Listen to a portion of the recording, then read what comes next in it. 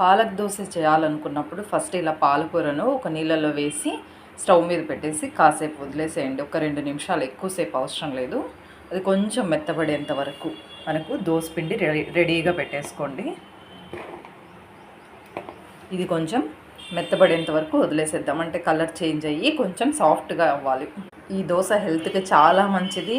Daily పాలకూర పప్పు ఇలా తినలేం కాబట్టి వారానికి ఒక 2 సార్లు పాలకూర తీసుకోవడం చాలా మంచిది. సో డాక్టర్స్ కూడా మనకి ఇదే చెప్తున్నారు కదా, పాలకూర ఎక్కువగా తీసుకోవాలి, హెల్త్కి చాలా మంచిది అని చెప్పేసి. సో మనం పాలక్ దోశ లాగా ట్రై చేయొచ్చు. మార్నింగ్ బ్రేక్ఫాస్ట్కే తీసుకోవచ్చు.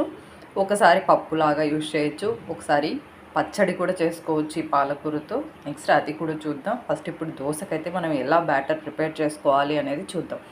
ఫస్ట్ మనం ఏంటంటే ఇది ఇలాగే మనం మిక్సీ పట్టేసినామంటే డైరెక్ట్గా పచ్చి వాసన వస్తుంది, దోశ తినలేరు.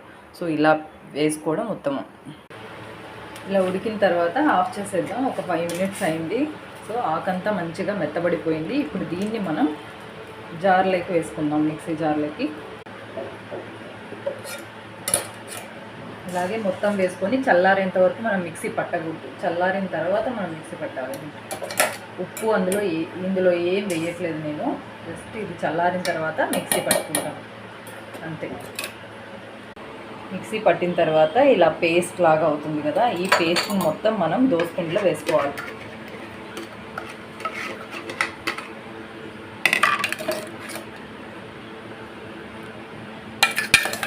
ఆల్రెడీ ఇది ఉడికించిన పేస్టే కాబట్టి మనకు ఆ పచ్చి వాసన అనేది రాదు.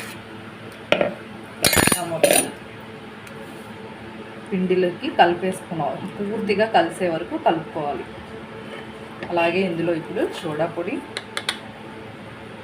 అలాగే తగినంత ఉప్పు. ఇప్పుడు బాగా కలిసేటట్టు కలుపుకొని మనం దోశ వేసుకోవడమే. మంచి గ్రీన్ కలర్లో దోశ అనేది వస్తుంది. చాలా మంచిది హెల్త్కి. అది తప్పనిసరిగా బ్రేక్ఫాస్ట్లో వారానికి ఒక్కసారైనా యాడ్ చేసుకోండి పాలకూర అనేది.